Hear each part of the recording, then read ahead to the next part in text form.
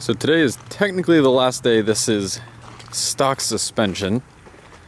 And I just kind of wanted to get some different views of it because I'm putting on the Torch Off-Road 3-inch kit, which is going to be 3-inch blocks in the rear and then the torsion key lift. Man, it's humid out.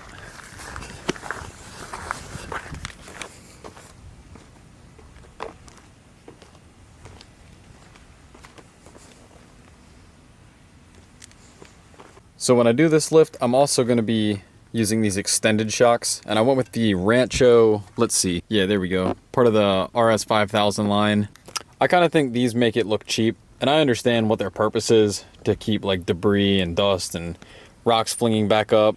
You know, I say that, but I'll probably actually run them. It's not like you're really going to see them. You'll see more of the white paint than anything. Yeah, what am I talking about? I'll put these on when I do the install. Now, I don't know if I mentioned it before, but I won't be doing the install on camera, only because I'll be doing this tomorrow after work. Can't really film at work, so it is what it is, but that's why I wanted to do like a quick little walk around of the truck, kind of talk about it a little bit, and that way when I get it all installed and come back, we'll be seeing it as it sits with all the new stuff.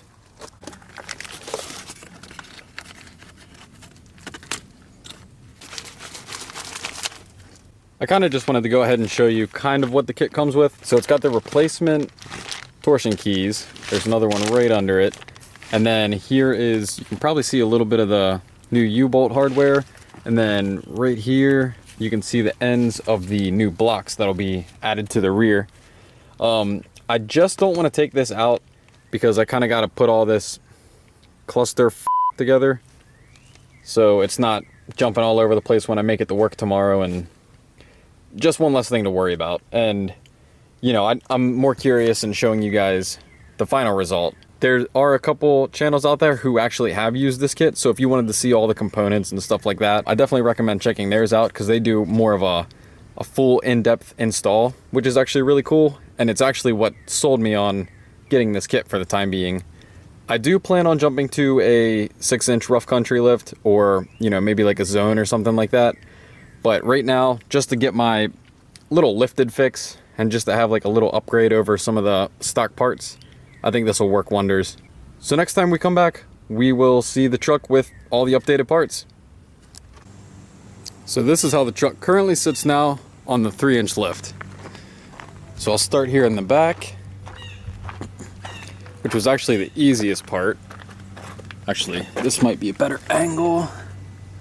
You can see the extended U-bolts, new hardware, the new block in there, and same with the other side. And then I have these Rancho RS 5000 shocks in the rear. Now with the front, I still need to adjust the keys and also put the shocks on, which I will be doing tomorrow. I actually have them in a box back there. But yeah, those torsion keys were a pain in the ass to get out.